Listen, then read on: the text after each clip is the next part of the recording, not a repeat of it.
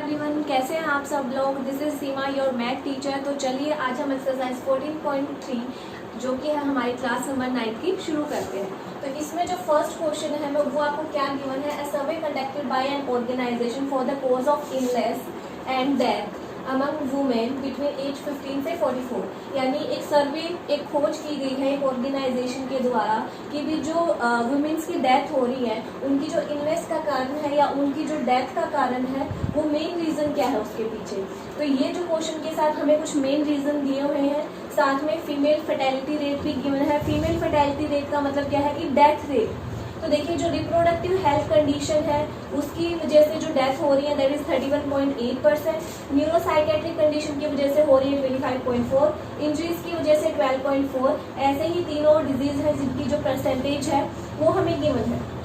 तो हमें first part में क्या कहा कि आपने इसका जो डाटा है ग्राफिकली रिप्रेजेंट करना है। तो इसके लिए आपको प्रॉपर अपना ज्योमेट्री बॉक्स चाहिए जिसमें पेंसिल स्केल वगैरह होना चाहिए और साथ में आपके पास ग्राफ भी होना चाहिए। तो चलिए मैं इस ग्राफ को ड्रॉ कर लेती हूँ। ग्राफ है वो यहाँ पे रिप्रेजेंट कर लिया है और यहाँ पे जो वैल्यूज है वो भी मैंने इसके अंदर फिल कर दी है। तो यहाँ पे मेरी जो लाइन्स है थोड़ी ऊपर नीचे हो सकती हैं क्योंकि मैंने यहाँ पे स्केल का यूज नहीं किया है। आपने नोटबुक में स्केल का यूज करना है। तो सबसे पहले देखिए मैंने यहाँ पे जो आपने एक्स एक्सिस होगी, यहाँ पे आपकी वाई एक्सिस होगी। यहाँ पे आप कौन सी चीजें लेंगे, कॉजेस यानी जो रीजन क्या है डेथ की।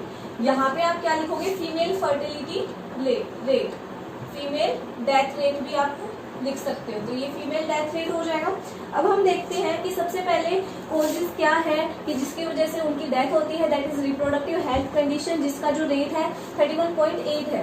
तो मैंने जो 1 यूनिट, ये देखिए आप 1 यूनिट का गैप मैंने 5% की इक्वल कर दिया है क्योंकि अगर मैं 1 2 3 4 लूंगी तो ये जो ग्राफ है बहुत ज्यादा लंबा बन जाएगा। तो सबसे पहले रिप्रोडक्टिव हेल्थ की 31.8 है यानी 30 से 35 के ये बीच में, और इसके ऊपर आप लिख दोगे रिप्रोडक्टिव हेल्थ कंडीशन, आप ही पूरा लिख दोगे। फिर सेकंड है न्यूरोसाइकेट्रिक कंडीशन जिसकी वजह से वुमेन का जो डेथ रेट है दैट इज 25.4। तो 25 से स्लाइटली थोड़ा जो ऊपर है वो आपका सेकंड कॉजेज हो जाएगा जिसके आप लिख दोगे न्यूरोसाइकेट्रिक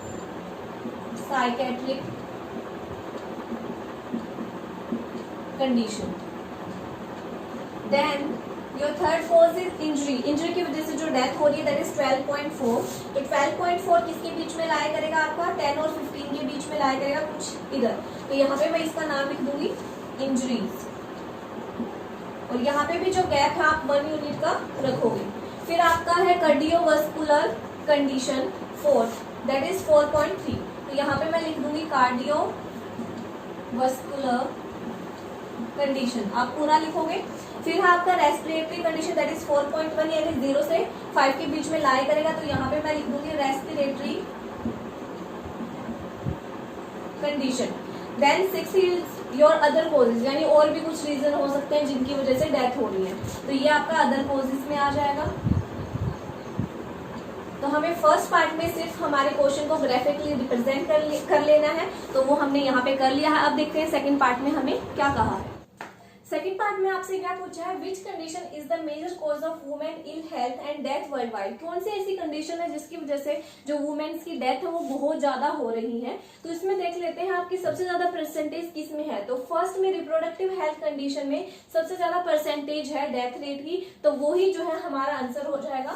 हम जिसमें लिख देंगे reproductive health condition major cause है यहाँ पे जिसपे मैक्सिमम डेथ जो है हो रही है। थर्डली आपसे क्या पूछा है, try to find out with the help of teacher any 2 factor play a major role. कि भी ऐसे अपने टीचर से डिस्कस करके बताइए कि क्या ऐसे मेजर रीजन है जिनकी वजह से इनकी जो है डेथ हो रही है। तो फर्स्ट आप लिख सकते हैं इम्प्रॉपर गाइडेंस, उनको बिल्कुल भी गाइडेंस प्रोवाइड नहीं की जाती कि भी उन्हें कैसे रहना सहना चाहिए इन्वायरमेंट के अंदर। और दूसरा लैक ऑफ मेडिकल फैसिलिटी, वहां पे हॉस्पिटल्स वगैरह भी जो है ओपन नहीं होते हैं जिसकी वजह से ये भी एक रीजन बन जाता है उनकी डेथ का। थर्ड आप लिख सकते हो केयरलेसनेस, वहां पे ध्यान नहीं रखा जाता है। तो ये थे आपके फर्स्ट क्वेश्चन के 3 पार्ट। अब हम मूव ऑन करते हैं हमारे क्वेश्चन नंबर सेकंड की तरफ। सो स्टूडेंट क्वेश्चन नंबर 2 की तरफ हम देखते हैं, इसमें हमें क्या कहा है, the following data on the number of girls to the nearest 10 पर 1000 boy in different section of Indian society. यानी इंडिया की सोसाइटी के अंदर हम कंपैरिजन कर रहे हैं कि वो पर 1000 बॉयज के कंपैरिजन में जो नंबर है, जो पॉपुलेशन है गर्ल्स की, वो कितनी है।